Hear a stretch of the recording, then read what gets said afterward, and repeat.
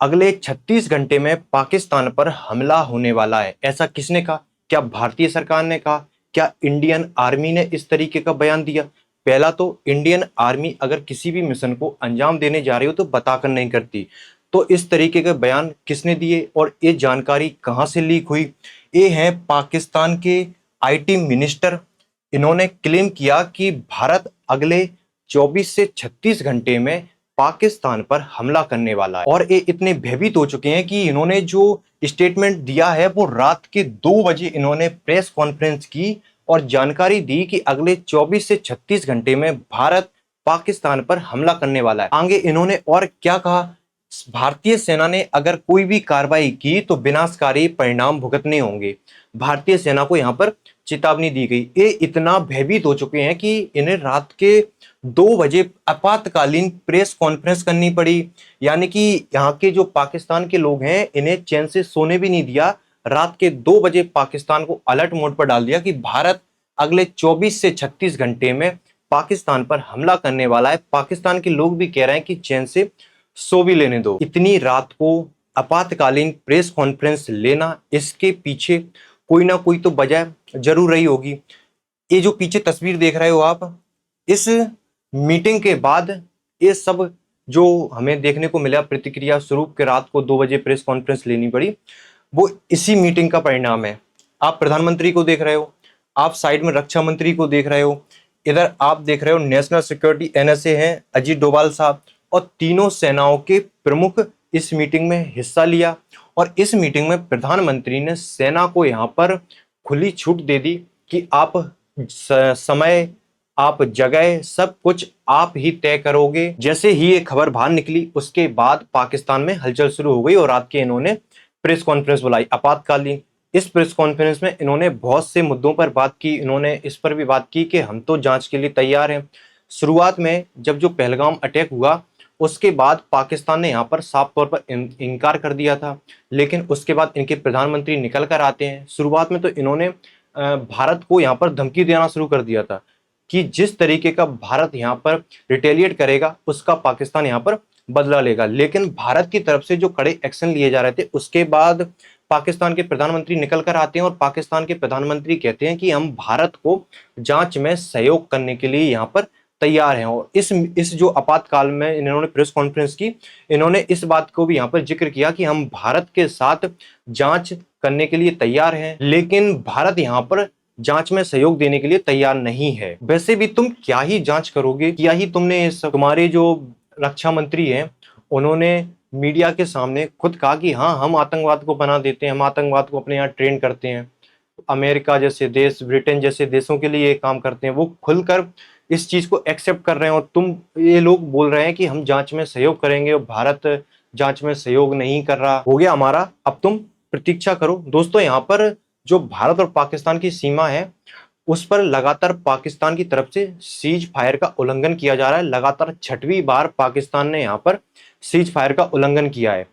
भारत भी उस चीज का जवाब दे रहा है। भारतीय सेना भी इस तरफ से ताबड़तोड़ गोलियां चला रही है और उनका जो सीज फायर का उल्लंघन वो कर रहे हैं उसका मुंहतोड़ जवाब यहाँ पर सेना दे रही है। वहीं जो भारतीय सेना है इसने पूरे क्षेत्र में जो पहलगाम आतंकी हैं जिन्होंने इस हमले को अंजाम दिया, पूरा सर्च चल रहा है, जिसमें कई बार सेना उन आतंकियों तक पहुंचते पहुंचते भी चूक गई, पकड़ में नहीं आए। लेकिन बहुत जल्द जो इस हमले के गुनहगार हैं उन्हें भारतीय सेना अपनी गिरफ्त में लेगी। लोकल लोगों से भी इनपुट मिल रहे हैं, सेना उन तक पहुंचेगी। वहीं लोकल लोगों के सपोर्ट से वो बच भी रहे हैं। तो दोनों केसें हो रहे हैं यहाँ पर कि लोकल के सपोर्ट से सेना उन तक पहुंचेगी भी और लोकल के सपोर्ट से वो भागने में भी कामयाब हो रहे हैं। लेकिन देखते हैं वो कब तक भागेंगे। सेना का ऑपरेशन, सर्च ऑपरेशन जारी है और जल्द ही सेना उन जो हत्यारे हैं उनको पकड़ के देश के सामने पेश करेगी। वहीं एक अपडेट और सुनो, जो भारत और पाकिस्तान का बॉर्डर एरिया है वहां पर कुछ चौकियों पर पाकिस्तान ने चौकियां खाली कर दी हैं और जो पाकिस्तान के झंडे उन चौकियों पर लगे रहते थे वो झंडे वहां से हटा लिए हैं।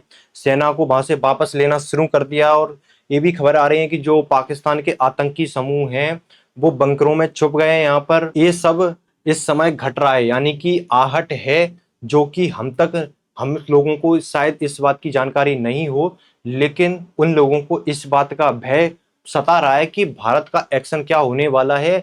और क्या भारत अपनी तरफ से प्रतिक्रिया लेने वाला है, ये डर उन लोगों के में साफ साफ अब देखा जा रहा है। वहीं उनके जो आर्मी चीफ हैं आसिम मुनीर, उनका भी कोई अता पता नहीं है, कहाँ है, देश में है, देश से भाग चुके हैं, कोई भी उनकी जानकारी अभी किसी के पास नहीं है, देश में है या देश से भाग चुके हैं। इस तरीके की सिचुएशन अभी पाकिस्तान में बनी हुई है। सेना विद्रोह कर रही है, सेना के लोग सेना छोड़कर भाग रहे हैं। इस तरीके की सिचुएशन पाकिस्तान में अभी देखने को मिल रही है, यानी कि कितना भय सता रहा है उन्हें, इस बात से आप समझ सकते हो। दूसरी तरफ जो बीएलए है, बलूच लिबरेशन आर्मी, उसकी भी मुठभेड़ चल रही है पाकिस्तान की सेना से। उन्होंने भी दावे किए कि हमने पाकिस्तान के इतने सैनिकों को यहाँ पर निपटा दिया।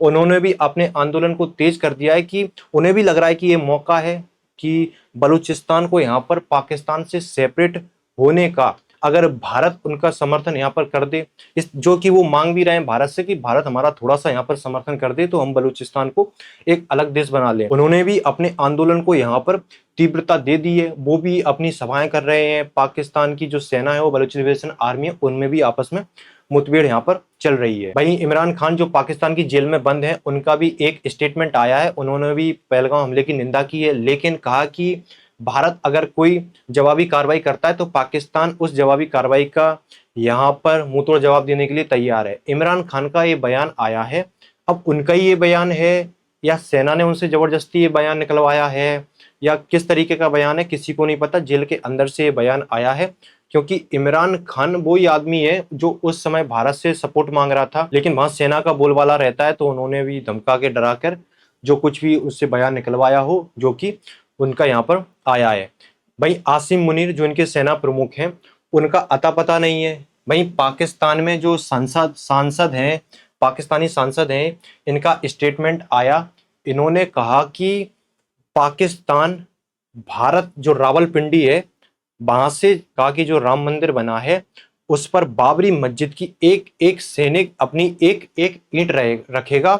वहीं जो आसिम मुनीर है इनके सेना के प्रमुख, वो वहां पर अपनी पहली अजान देगा। यानी कि अब इन्होंने इस तरीके को पूरा धर्म का एंगल देने की कोशिश की है कि सेना को यहाँ पर मोटिवेट अगर करना है तो उसे धर्म से जोड़ना पड़ेगा।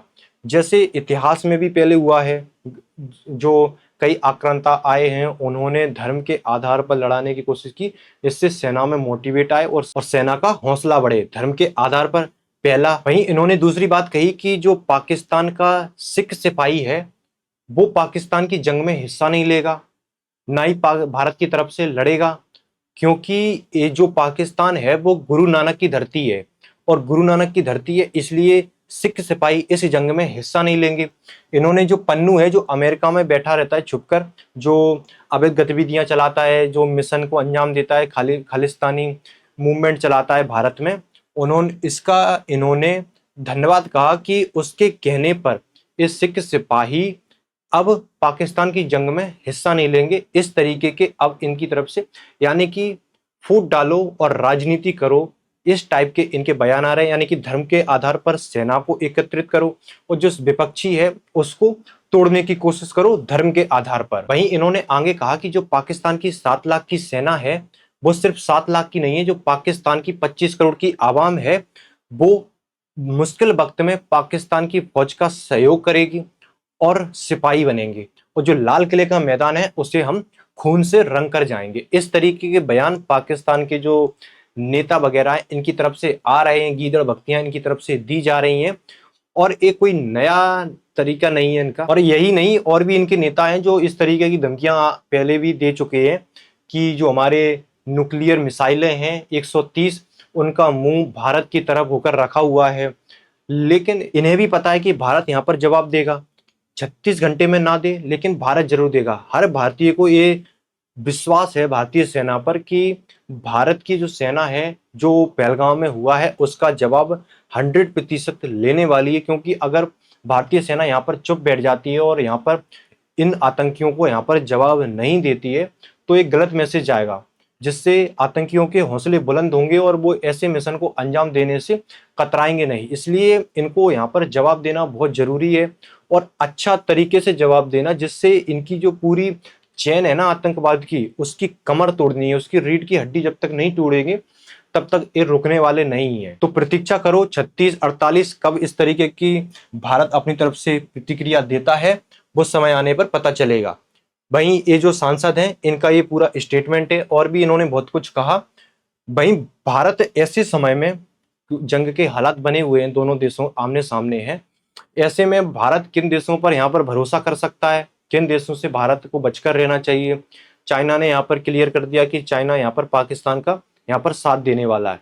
वहीं टर्की के जो कार्गो विमान पाकिस्तान में लैंड हुए थे, वहीं पाकिस्तान टर्की ने यहाँ पर साफ कर दिया कि हम पाकिस्तान को हमने कोई यहाँ पर हथियार वगैरह सप्लाई नहीं किए हैं। लेकिन टर्की भी यहाँ पर पाकिस्तान की तरफ ही उसका झुकाव है, जो कि वो पहले भी कई बार दिखा चुका है।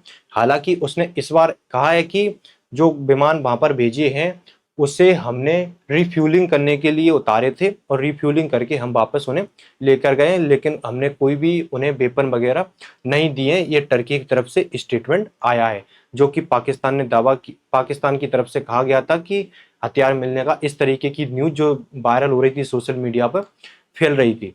वहीं क्या हम अमेरिका का भरोसा कर सकते हैं? यहाँ पर यूएन में भी इस मुद्दे को उठाया गया। अमेरिका एक प्रस्ताव लेकर आया, निंदा प्रस्ताव, जो पहलगांव में अटैक हुआ उसका पाकिस्तान ने विरोध किया, क्योंकि उसमें टीआरएफ जो आतंकी संगठन है जिसने इस हमले की जिम्मेदारी ली है, उसका इस निंदा प्रस्ताव में जिक्र था। पाकिस्तान ने कहा कि इस जो टीआरएफ का यहाँ पर जिक्र किया गया है, पाकिस्तान किस तरीके से आतंकवादियों का साथ देता है, इसमें आप सुनोगे।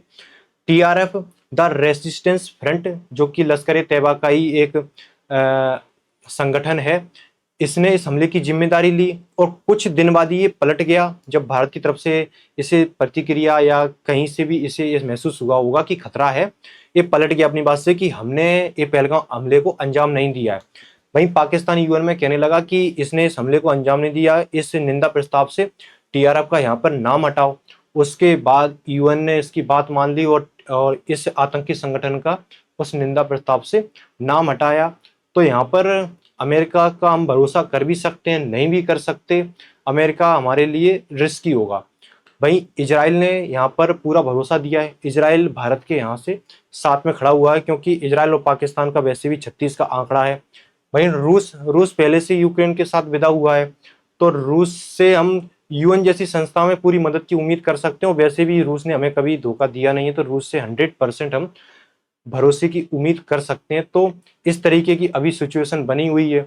तो भारत यहाँ पर क्या एक्शन लेगा, क्या भारत की तरफ से प्रतिक्रिया होने वाली है, ये तो समय आने पर पता चलेगा। लेकिन होने वाली है 100%, इस तरीके का माहौल बना हुआ है।